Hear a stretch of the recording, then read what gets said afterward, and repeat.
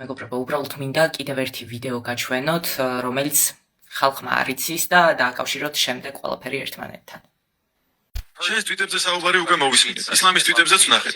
შენი მენეჯერის მალკი კალვასა და ალი აბდელაზიზის ტვიტებიც ვნახეთ. შეგიძლია გითხრა რეალურად რა ხდება? მისმინე, რეალური ისტორია არ ვიცი.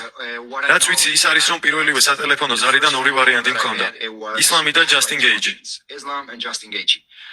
ჩვენ ვთქვით, რომ ისლამი გვინდოდა, რადგან ეს ბევრად მასშტაბური ბრძოლა იქნებოდა.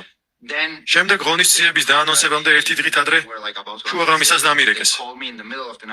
გამაგვიძეს და მითხრეს, რომ ისლამი დაშავდა. ხელზე რაღაც დაემარცხაო და ამიტომ ჯასტინთან მოგიწევს შუბიო. მეგობრებო, ამაზე გაჩვენებთ ვიდეოს. მახაჩევთან დაკავშირებით. უყურეთ კარგად.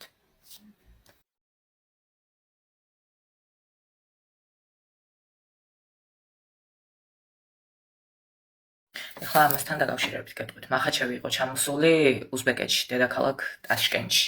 გადიოდა მზადებას და ახლობებით ერთი თვის წინ იყო ჩამოსული მოგროვებთან, ოლიმპიურ ჩემპიონებთან. ბაზაზე ვარჯიშობდა.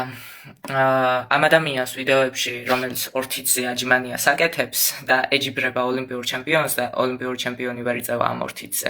არანაირად არ ეტყობა, რომ ხელზე დაზიანება აქვს მიღებული.